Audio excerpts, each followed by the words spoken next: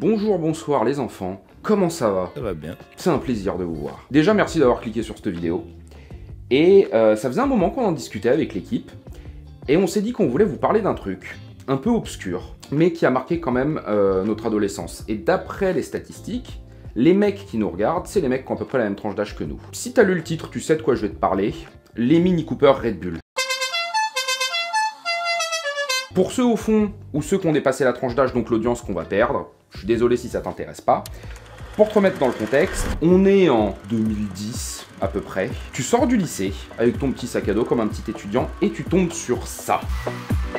Ça, c'était les Mini Cooper Red Bull, des petits véhicules promotionnels qui étaient 99% du temps conduits par des adolescentes en fin d'études, donc plus de 18 ans parce que le permis. Le concept était simple, prendre une jolie fille, la mettre dans une voiture et aller distribuer des canettes de Red Bull. Voilà, j'aime bien. J'aime bien. Au final, la marque avait trouvé le marketing le plus simple, qu'on appelle le marketing du dealer, c'est-à-dire la première dose est toujours gratuite. Nous, la question qu'on se posait, c'était pas forcément ça, c'était plutôt d'où venaient ces saloperies de voitures. Bon, du coup, après avoir regardé les rushs, je me suis rendu compte qu'il fallait quand même que je prenne le temps de te raconter un petit peu mieux l'histoire de Red Bull et de son créateur.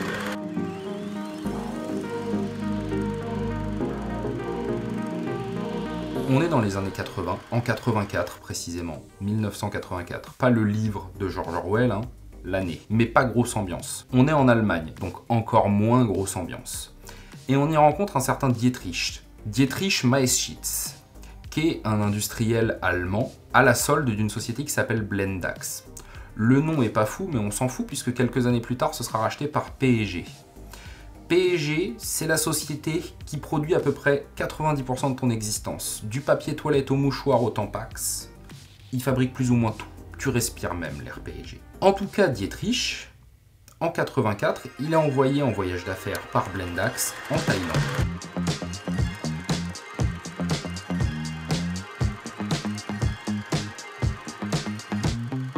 Quel voyage d'affaires, pourquoi faire, on sait pas, et à vrai dire, on s'en tamponne. En tout cas, en atterrissant, Dietrich, il fait face à un jet lag du feu de Dieu, et il a besoin d'un truc pour se remettre en forme. Il se dirige donc vers une épicerie et tombe sur un truc qui s'appelle le Krating Daeng. Krating Daeng, littéralement traduit du thaï, ça veut dire taureau rouge. Il tombe sur cette bouteille-là, qui ressemble à une bouteille de sirop pour la toux. Et d'ailleurs, à mon avis, il a dû trouver ça immonde parce qu'en matière de goût et de texture, on est aussi sur du sirop pour la toux.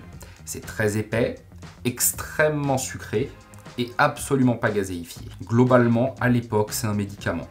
Un petit peu comme un autre produit d'une autre marque rouge qu'on appelle Coca-Cola. En tout cas, malgré ça, le produit le remet dans une forme olympique. Et il se dit qu'il est tombé sur un filon qui est quand même pas mauvais. Il décide donc d'aller rencontrer le créateur thaï de cette boisson, un homme du nom de Chaleo Yovida, qui, après quelques jours de négociations, finit par accepter de se mettre en business avec lui. Chacun des deux hommes pose 1 million sur la table et s'associe à chacun 49%. Les 2% restants iront au fils de Chaleo. Le siège est donc créé en Allemagne, Red Bull GmbH, et entre 84 et 87, la formule est retravaillée. On essaye de l'adapter au marché européen, parce qu'encore une fois, on se rappelle que c'est pas ultra bon. Donc la boisson est moins sucrée, coupée à l'eau et gazéifiée, histoire de rapprocher ça du soda plutôt que du sirop. Personne n'a envie de boire du sirop pour la toux à la bouteille toute la journée, sauf peut-être certains rappeurs. En tout cas, en 87, le Red Bull commence à être commercialisé dans la Vienne et en Allemagne. Et c'est très rapidement un énorme succès. Les gens adorent ça, ça les remet en forme. Les sportifs s'en servent avant d'aller faire leur séance. Bref, ça plaît à tout le monde. C'est ensuite commercialisé dans le reste du monde, surtout aux États-Unis, où en 97, c'est 75% des parts de marché des boissons. Et même ça, ça fait peur à Coca-Cola. Tout le monde s'arrache le Red Bull. Il faut savoir qu'en Europe, et particulièrement, je pense à la France, ce sera commercialisé un petit peu plus tard. Parce qu'il ne faut pas oublier qu'en France, on est un pays qui est très chauvin et qu'on a mis des années avant d'accepter le ketchup. Pendant des années, le ketchup c'était interdit dans les cantines scolaires parce que c'était, je cite, une insulte à la cuisine française. En tout cas, la boisson finit par être commercialisée en France via des campagnes de marketing plus ou moins agressives, comme par exemple les Mini Cooper Red Bull qui ont été un succès exceptionnel. Et Red Bull devient la marque internationale et le sponsor sportif qu'on connaît aujourd'hui. Ça a tellement bien marché que Dietrich, qui est comme nous, qui est un grand amateur de bagnoles, dans la ville de Salzbourg, il fait construire une vitrine, un hall vitré qui fait appeler le hangar 7 à l'aéroport, dans lequel il stocke toutes ses bagnoles, et attention à la collection qu'il a. On va t'en mettre quelques images là. Et au-dessus de cette collection, via une passerelle suspendue, il y a un restaurant. Et tous les mois, il fait venir un chef étoilé pour cuisiner dans son restaurant. Exceptionnelle collection, magnifique voiture, je rêverais d'aller là-bas. Par contre, pour la suite de l'histoire, il faut savoir que Dietrich est décédé en 2022 et que Chaléo, lui, est décédé en 2014. Je dis peut-être une bêtise. Il y aura une petite correction là, si c'est le cas. Mais en tout cas, Red Bull est devenu un succès international à partir de là. Maintenant, on peut en revenir à l'histoire des mini Red Bull. D'où venaient ces petites voitures? Parce qu'il y en a quand même eu 1 million. Il faut savoir que déjà, la Mini Cooper, ça a toujours été une plateforme de choix pour faire des voitures au titre promotionnel, comme la Smart. Il y a une société qui à l'époque s'appelle Custom CRS ou Custom Cars, mais bon, à l'époque, c'était à la mode de raccourcir les noms, en Californie, qui se fait contracter par Red Bull pour leur faire un véhicule promotionnel. Bingo, on part sur la Mini Cooper. Donc cette société te prend une Mini, découpe à partir du pilier B tout l'arrière de la voiture, te met un insert en fibre de verre sur l'arrière, une grosse canette sur le dos et surtout le bac à l'arrière est une glacière. Au passage, il t'installe un toit ouvrant type Webasto. Si ton père est dans le coin, demande-lui. Dans les années 90, c'était très à la mode. 80-90, c'était très à la mode. On prenait n'importe quelle voiture et on faisait des toits ouvrants en verre comme un hublot finalement. Sur une vieille 106, tu as ce genre de toit ouvrant, c'est juste un hublot en verre qui se pousse vers le haut. Et donc on installe ça dessus. Pour la base de la voiture, elles sont, de ce que je sais, toutes les mêmes. C'est des Mini 115 chevaux, 1,6 litre, boîte automatique. Mais c'est de la merde! Je pense que c'était pour une question de facilité de mettre des boîtes automatiques à tout le monde. Alors, il faut savoir que bien souvent ces véhicules étaient achetés gris métallisé pour la simplicité de les mettre en covering, puisque comme ça on avait la base grise, on mettait du coffre bleu et le logo Red Bull. Et elles étaient souvent équipées de jantes, à part les modèles qu'on a retrouvés en France, parce que en France on a un problème de... quand tu passes une voiture au contrôle technique, il y a un cahier du constructeur qui dit le véhicule a été monté avec telle monte de pneumatique et telle monte de jantes à telle monte de pneumatique avec telle monte de jantes, c'est-à-dire du 15 au 17 par exemple. Et de ce que j'ai pu retrouver, dans le reste du monde, ces Mini Cooper étaient montés avec ce modèle de jante là. Et ce modèle de jante là ne tombe pas dans le catalogue, donc pour l'homologation française c'était un bordel. Et donc voilà, en tout cas ces petits véhicules étaient conçus avec un flocage, l'arrière qui était une énorme glacière. D'ailleurs il faut savoir que, a priori, de ce que j'ai cru comprendre sur internet, attention je ne suis pas une valeur légale, fais attention à ce que tu fais. Tu as le droit, si t'en croises une, d'ouvrir la glacière à l'arrière et de prendre une canette de Red Bull. T'avais deux modèles différents, t'avais celle où à l'arrière c'était juste un bac avec des seaux de glace et des canettes dedans, t'en avais qui avaient été montés avec des vrais réfrigérateurs à l'arrière. Ah oui, on va parler un petit peu de la société qui développait ces voitures. La société à l'origine de cette voiture-là a fermé ses portes et est devenue ensuite A2ZXS. Une société qui n'était dédiée qu'à faire des véhicules promotionnels. Alors, il faut savoir qu'au long de sa carrière, je ne sais pas si la société est encore en activité ou pas, parce que quand tu regardes sur internet, quand tu te renseignes au final, et j'ai essayé de les contacter, j'ai pas réussi, il y en a qui disent que la société n'est plus en activité. Cependant, il y a encore des mini Red Bull, à voir. Cette société n'a fait que des véhicules promotionnels pour Red Bull et 2-3 tentatives de custom un peu bizarres. Ils ont fait des Batmobiles, ils ont fait des trucs comme ça. Mais a priori, ça n'a jamais été autant un succès pour eux financièrement que de faire des mini Red Bull.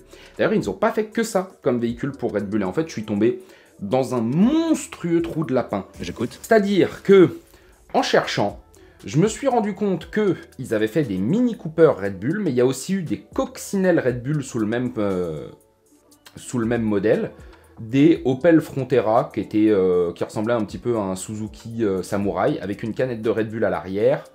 Il y a eu une flopée de véhicules Red Bull. Il y a eu aussi un Hummer Red Bull sur base de Hummer H1 militaire où le lieu pour la tourelle était devenu une cabine de DJ. Il y avait une cabine de DJ qui sortait du toit du véhicule et qui te faisait un petit DJ booth pour des soirées. Et histoire d'appairer ça avec autre chose, ils avaient récupéré des véhicules de l'armée qui avaient ce nom. Voilà, il va s'afficher là, maintenant, parce que je l'ai plus. C'est un nom un peu bizarre. Ou à la base, je pense que c'était des lance-missiles sol-sol, le latéral du véhicule qui s'ouvrait.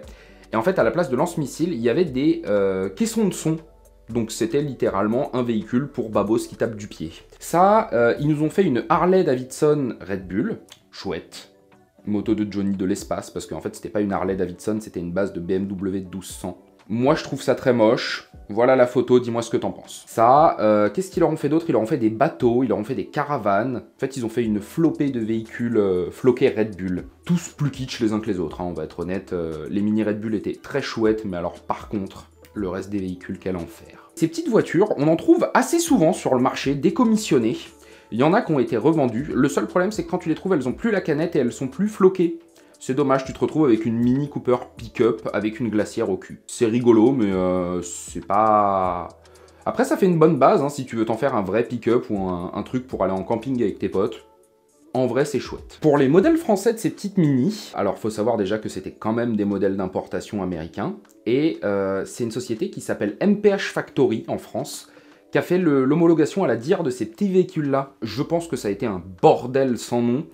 Parce que en France, prendre une voiture de base pour découper l'arrière du toit et te mettre une coque en fibre de verre, la fibre de verre c'est chouette, hein, mais ça n'a pas la plus grande des intégrités structurelles, tu vois. Il n'y a pas de cadre en métal à l'intérieur. Et pour le coup, les mini Red Bull, c'était vraiment juste un couvercle en fibre glissé dessus et collé à la colle à pare-brise. Donc je pense qu'ils ont dû bien se faire chier pour homologuer ça en France. Mais bon. A priori, de ce que j'ai compris dans les chiffres, ces petites Mini Cooper Red Bull, il y en a eu 500 de produites, plus ou moins. En fait, les chiffres varient parce que quand tu regardes sur le site, qui est très kitsch de la société qui les faisait... Cette image est à l'origine de plusieurs traumas violents, hantant la conscience de jeunes enfants, victimes de leur propre curiosité. En gros, il est indiqué qu'ils en faisaient entre 14 et 20 par mois à partir de 2006.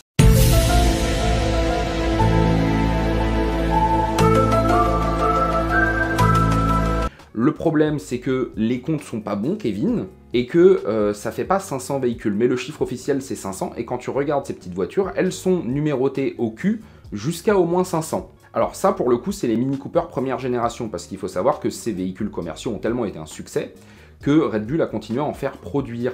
Et il y en a pas mal de générations qui sont en circulation. C'est-à-dire que même les dernières, actuellement, t'en trouves en génération Red Bull.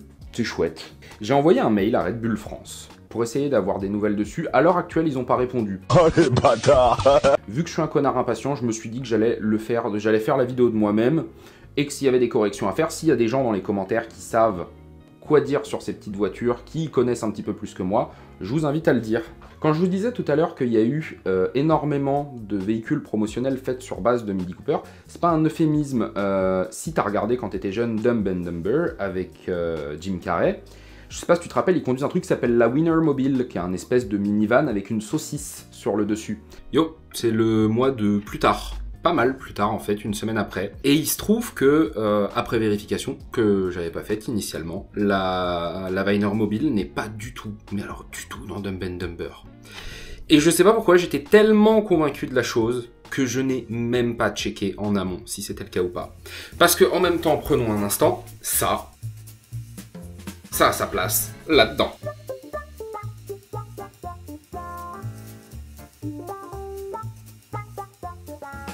C'est tout. Et d'ailleurs, à ce sujet, si je te l'ai pas déjà dit, ils ont fait une Mini Cooper Winner Mobile et ils ont fait un karting Winner Mobile. Pourquoi? C'est pas à moi de te le dire, à vrai dire. J'en ai aucune idée. D'ailleurs, sur le sujet des véhicules commerciaux un petit peu bizarres aussi, il y a eu ça, les Smart Lint, où les premières étaient en forme d'ourson Lint, parce qu'à l'époque, le chocolat Lint que t'achetais, c'était en forme d'ourson. Puis ensuite, c'était des Smart avec les oreilles des lapins Lint. Voilà. La preuve que faire des petits véhicules avec des gueules bizarres, ça a toujours été un truc. En fait, pour te faire une petite aparté rapide sur la Winner Mobile, pour ceux au fond qui n'auraient pas suivi et qui n'avaient jamais vu ce truc-là, hein, je comprends, c'est très particulier. C'était un véhicule promotionnel pour une société qui s'appelait Karl Meyer, qui était une société qui vendait a priori des produits de viande, des saucisses, des trucs comme ça, genre des knackis, tu vois. En fait, ça leur servait de véhicule promotionnel pour aller faire de la charité dans les écoles, les hôpitaux, ce genre de trucs-là. Ils avaient une mascotte qui s'appelait Little Oscar, c'était le mec qui était déguisé dans la voiture, qui allait voir les mômes, qui a priori distribuait des saucisses, je sais pas.